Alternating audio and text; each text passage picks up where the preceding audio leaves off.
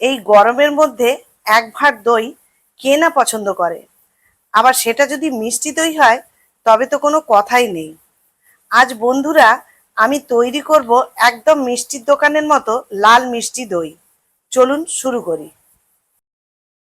নমস্কার বন্ধুরা, আমি মৌসুমি উইথ মৌসুমি চ্যানেলে সবাইকে স্বাগত। মিষ্টি দই তৈরি করার জন্য 250 গ্রাম চিনি নিয়েছি। তো এই চিনি থেকে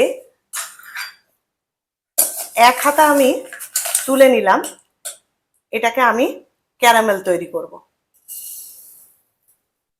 কড়াই আমি গরম করে নিয়েছিলাম, এরপর এতে আমি এই ক্যারামেলটাকে তৈরি করছি।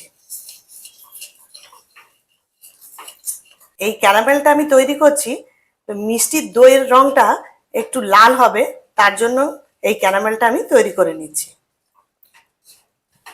এই চিনি দিয়ে ক্যারামেল তৈরির সময় অনেকে দুধ দিয়ে দেয়, কিন্তু এখানে আমি দুধ দেব না, কারণ দুধ দিলে এটা ফেটে যায়।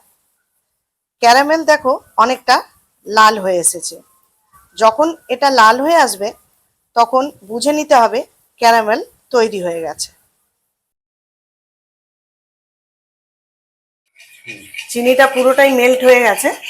এরপর যতক্ষণ না লাল হয়ে যাবে এইভাবে নাড়াতে হবে, অনবরত নাড়িয়ে যেতে হবে। পুরো লাল রং ধরে গেছে। এবার সামান্য একটু আমি জল দিয়ে দেবো।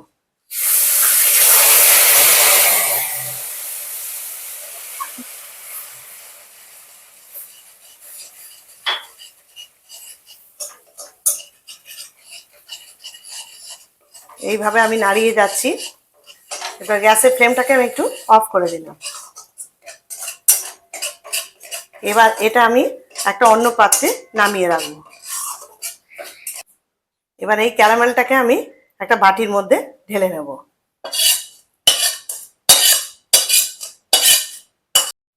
এখানে আমি 1.5 লিটার দুধ নিয়েছি। এটা সকালবেলায় আমি জাল দিয়ে রেখেছিলাম।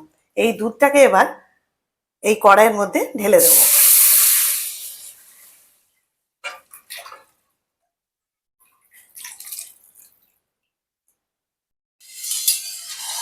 আমার বাড়িতে যে গরুর দুধ আসে সেই দুধ দিয়েই আমি এই মিষ্টি দইটা তৈরি করব। তো এই 1.5 লিটার দুধকে আমি ভালো করে ফোটাবো। এই 1.5 লিটার দুধটাকে ফুটিয়ে আমি 1 লিটার করব। এই দই তৈরির সময় যা দুধ থাকে তার 4 ভাগের 3 ভাগ আনতে হবে ঘন করে, কিন্তু আমি এখানে 3 ভাগের 2 ভাগ ঘন করব। তাই এবার এই দুধটাকে ভালো করে ফোটাবো। এই দুধের উপর আমি 2টো এলাচ ফাটিয়ে দিয়ে দিলাম। এতে দইয়ের সুন্দর একটা গন্ধ আসবে। আপনারা ইচ্ছে হলে দিতেও পারেন, নাও দিতে পারেন। দুধটা অনেকটাই ফুটে গেছে, আর ফুটে অনেকটাই কমে এসছে। এরপর এই যে চিনিটা রেখেছিলাম সেই চিনিটাকে এই দুধের মধ্যে দিয়ে দেবো।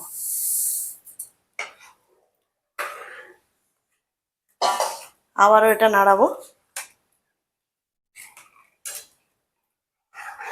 আবারও ভালো করে এটাকে নাড়িয়ে নেব। যতক্ষণ না চিনিটা গলে যাচ্ছে ততক্ষণ এটা নাড়াতে থাকবে। এখানে আমি যে ক্যারামেলটা তৈরি করে রেখেছিলাম সেই ক্যারামেলটাকে দুধের মধ্যে দিয়ে দিলাম। এবার কিছুক্ষণ নাড়িয়ে নিয়ে আরেকবার এটা ফুটিয়ে নেব।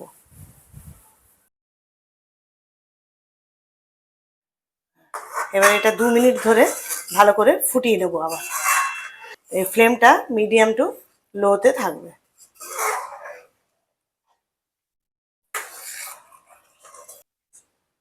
এখানে 100 গ্রাম মতো টক দই আমি ঘরে পেতে রেখেছিলাম, সেই দইটা নিয়ে নিলাম একটা বাটির মধ্যে। এবার এই দইটাকে আমি ভালো করে ফেটিয়ে নেব। আর টক দইটা যদি ফ্রিজে রাখা থাকে তাহলে ফ্রিজ থেকে আগে বার করে রাখবেন। নর্মাল টেম্পারেচারে হওয়ার পর তবে কিন্তু দইটাকে ফেটাবেন, ঠান্ডা অবস্থায় করবেন না। এই দইয়ের সাজাটা মিষ্টি দই দিয়েও করা যায়, তো আমার টক দই ছিল তাই টক দই দিয়ে আমি এটা করছি। এবার এখান থেকে অল্প একটুখানি হাতায় করে দুধ নিলাম। এই দুধটা এবার এই টক দইয়ের মধ্যে দিয়ে দেবো। এবারে এটাকে ভালো করে নাড়াবো, একদম এটা পুরো ক্রিমের মতো হয়ে যাবে। ঘন হয়ে গেছে। এরপর এটাকে আমি একটু সামান্য ঠান্ডা করতে দেব, তারপরে আমি ফিরে আসছি। দইয়ের বীজটাকে আমি এবার ভালো করে চারিধারে একটু লাগিয়ে নিলাম। এই দুধটা হাফ সোয়া গরম হয়েছে কিনা তার জন্য এই একটা আঙুল দিয়ে ডুবিয়ে দেখতে হবে। হ্যাঁ, মোটামুটি আঙুলটা ডোবানো যাচ্ছে, কিন্তু দুধটা হালকা গরম আছে, খুব গরমও না আবার খুব ঠান্ডাও না। এরপর এই দুধটাকে আমি এই দইয়ের মধ্যে ঢেলে দেবো।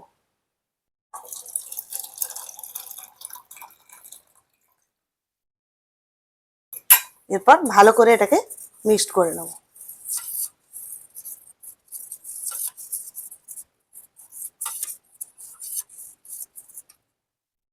এরপর এই দুধটাকে আমি এই বাটির মধ্যে ঢেলে দেব।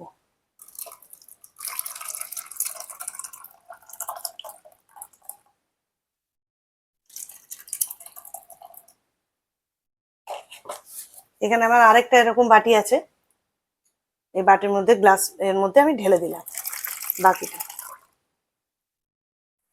আমার সুবিধের জন্য বড় পাত্রে জায়গা থাকায় মাঝারি পাত্রে দইয়ের যে মিশ্রণটা, ওই মিশ্রণটাকে বড় পাত্রের মধ্যে ঢেলে দিলাম। এরপর এটা আমি ভালো করে চাপা দিয়ে রাখবো, এটা একদম নাড়াচাড়া করব না।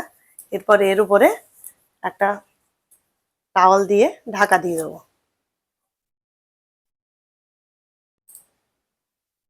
আমি টাওয়াল দিয়ে ভালো করে এটা ঢাকা দিয়ে রেখেছি, এটা সারা রাত থাকবে।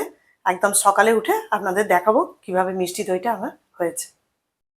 সকাল হয়ে গেছে, এখানে আমি মোট 8 ঘন্টা মতো মিষ্টি দইটাকে জমতে দিয়েছিলাম। মোটামুটি 6 ঘন্টা রাখতে হয়, বেশিক্ষণ রাখলে আরো ভালোভাবে দই জমে যায়। আমার এখানে দই খুব সুন্দরভাবে জমে গেছে। এটা আপনারা ফ্রিজে রেখেও ঠান্ডা করে পরিবেশন করতে পারেন, দেখতেও খুব সুন্দর হয়েছে। এইভাবে ঘরে বসেই তৈরি করে ফেলুন লাল মিষ্টি দই। যদি এই মিষ্টি দইয়ের রেসিপিটা ভালো লেগে থাকে, লাইক, শেয়ার ও সাবস্ক্রাইব করে দেবেন। সুস্থ থাকবেন, ভালো থাকবেন, ধন্যবাদ।